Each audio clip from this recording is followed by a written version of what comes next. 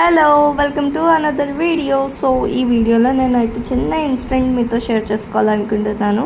దానికంటే ముందు నేను చెప్పాలనుకున్న ఒక మాట అయితే ఉంది. సో మన లైఫ్తో వేరే వాళ్ళ లైఫ్ని కంపేర్ చేసుకొని చూస్తున్నప్పుడు మనకు అనిపిస్తూ ఉంటుంది, అరే మనకే ఎందుకు ఇన్ని ప్రాబ్లమ్స్, మనకే ఎందుకు ఇంత స్ట్రగుల్ అవుతున్నాము, లేదంటే ఇంతలాగా మనకి ప్రాబ్లమ్స్ ఉంటున్నాయి అని చెప్పి చాలా లో అయిపోతాము అండ్ చాలా డిసప్పాయింట్ అయిపోతాం కదా.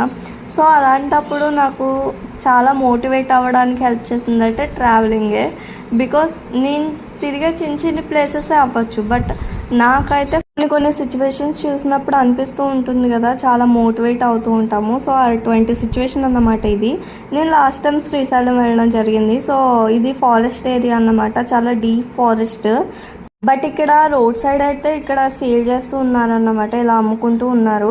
అంతంత చిన్న చిన్న పిల్లల్ని వేసుకుని అంత రిస్కీగా ఇక్కడ అమ్ముకుంటున్నారు. బికాస్ ఇటు సైడ్ నుంచి ఏ యానిమల్ వచ్చి అటాక్ చేస్తుందో చెప్పలేము, అటువంటి రిస్కీ ప్లేస్లో ఉండి ఇంత కష్టపడుతున్నారు. సో మనకి ఏం నేర్చుకోవచ్చు అంటే, లైఫ్ని లీడ్ చేయడం కోసం ఎంత స్ట్రగుల్ అవుతూ ఉంటారు.